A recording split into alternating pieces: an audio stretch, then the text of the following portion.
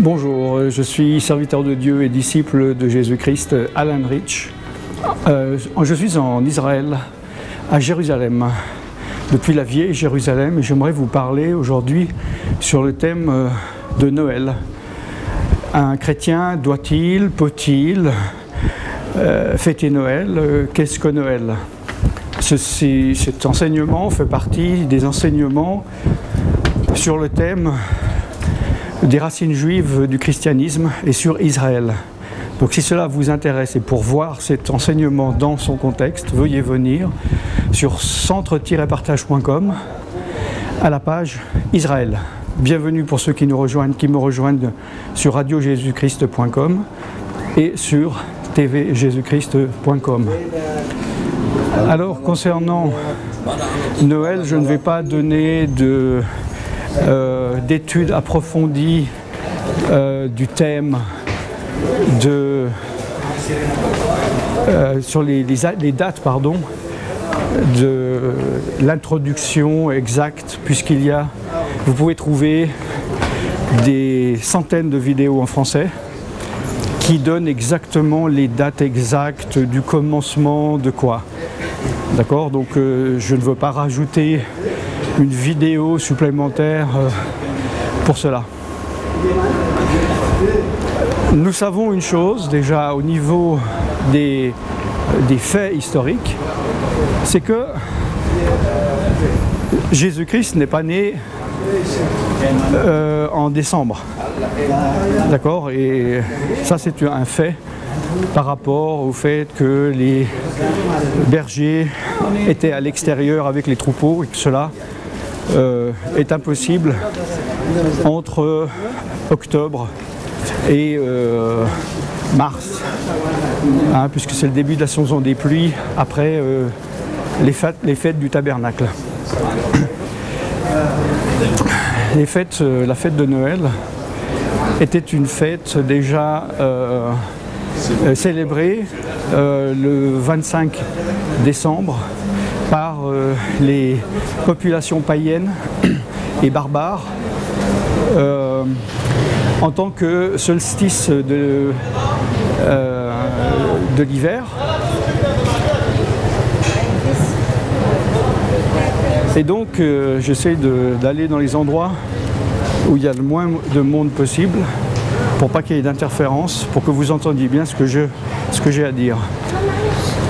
Donc nous savons, et vous devez savoir si vous avez regardé les autres enseignements que j'ai donnés sur cette même page Israël, que l'empereur Constantin a réussi à fusionner les chrétiens avec les païens en arrivant à fusionner différentes fêtes, donc dont Noël.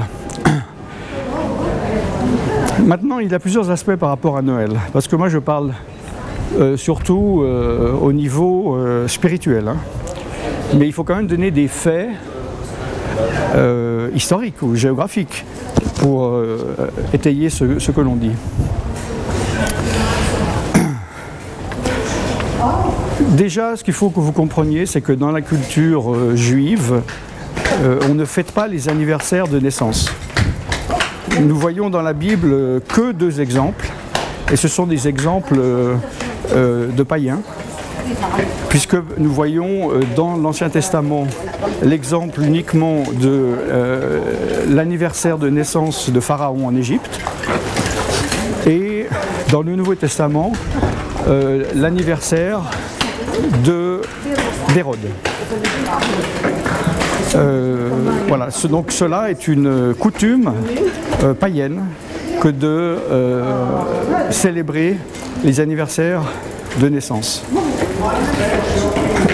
En plus donc de savoir que Jésus n'est pas né le 25 décembre, en plus de savoir que c'est basé sur une fête païenne du soleil, nous savons qu'a été ajouté le Père Noël, qui à la base était dans le catholicisme un saint, Saint Nicolas, qui était quelqu'un de riche et qui, c'est vrai, faisait beaucoup de cadeaux aux enfants.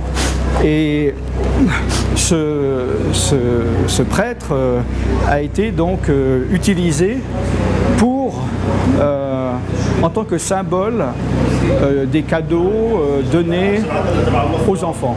Ce Saint Nicolas, si je ne me trompe pas, du XIIe siècle, maigre, est devenu par la suite le Père Noël au XIXe siècle par rapport à un conte d'un prêtre et qui petit à petit donc est devenu un gros homme vu pour certains jovial et qui était en 1931, si je ne me trompe pas, dessiné définitivement par la compagnie Coca-Cola avec des pantalons, alors que là jusque-là il avait une jupe et avec voilà, son air, comme il est dit apparemment débonnaire. Moi c'est pas ce que je vois dedans, on peut plutôt l'imaginer lubrique, adultère, pourquoi pas alcoolique. Je n'irai pas jusqu'à dire pédophile, mais si vous êtes choqué par ce que je dis par rapport au Père Noël, c'est que peut-être vous êtes attaché affectivement et spirituellement. Ce qui est grave si vous êtes chrétien, surtout si vous avez reçu l'Esprit de Dieu, parce que vous êtes censé ensuite marcher et obéir à l'Esprit de Dieu et vous laisser remplir du Saint-Esprit pour vivre dans le fruit du Saint-Esprit. Donc petit à petit vous détachez des coutumes païennes et barbares du monde. D'autre part, c'est ajouté sur Noël, en plus, vous le savez, tout un système commercial. Et Noël est devenu également un peu le temps de repentance, puisqu'on dit aux enfants, toi qui n'es pas gentil et qui étais méchant toute l'année, si maintenant, pendant une après-midi, pendant une heure, pendant un jour, pendant 3 jours ou pendant cette semaine, si tu restes calme, le Père Noël va venir te donner tous tes cadeaux. Donc c'est une sorte de rémission des péchés par l'obéissance, par les œuvres. J'ai déjà fait un parallèle sur un autre enseignement qui parle de la fête du 31 décembre, où je parle au niveau spirituel de ce que le diable a réussi à faire en intervertissant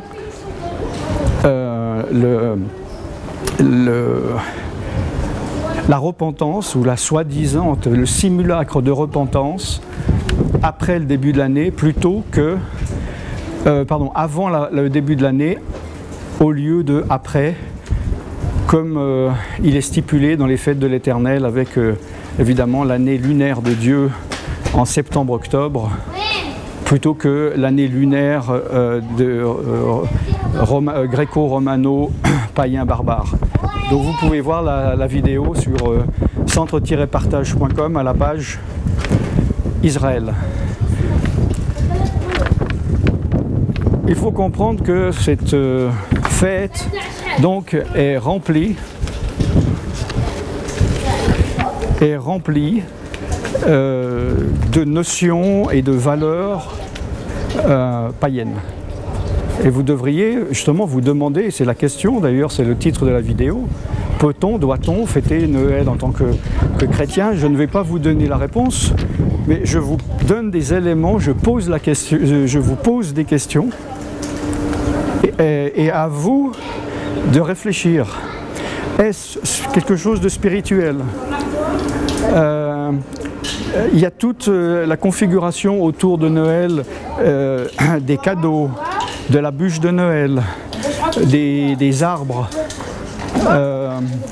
que l'on décore, qui sont donc toutes des caractéristiques des fêtes babyloniennes, qui devraient quand même vous faire réfléchir.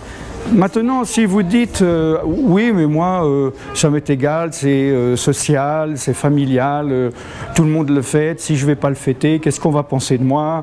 Je suis content, on en profite pour se réunir en famille. Qu'est-ce qui vous empêche de ne pas vous réunir en famille les 364 autres jours de l'année?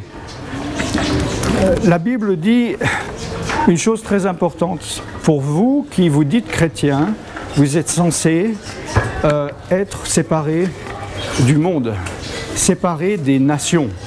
Dieu a parlé aux Juifs pour être séparés de toutes les nations, et Dieu le dit également aux chrétiens, d'être séparés des nations païennes, non spirituelles.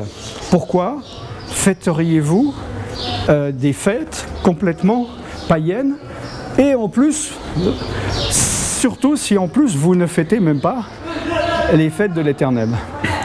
La Bible dit dans Jérémie chapitre 10 verset 2, « Ainsi parle l'Éternel, n'imitez pas la voix des nations et ne craignez pas les signes du ciel, parce que les nations les craignent. » Et dans la Nouvelle Alliance, dans Romains 12, 2, « Ne vous conformez pas au présent siècle, mais soyez transformés par le renouvellement de votre esprit. Ne vous conformez pas aux valeurs du monde. » Jésus a dit que si vous êtes un de ses disciples, vous serez persécuté, vous serez rejeté, et ceci est une gloire. Mais si vous fêtez simplement Noël de peur de passer pour quelqu'un d'asocial ou quelqu'un qui n'est pas justement lié aux autres socialement, bon, vous avez fait votre choix, vous êtes disciple de l'esprit du monde. Il y a toujours un danger dans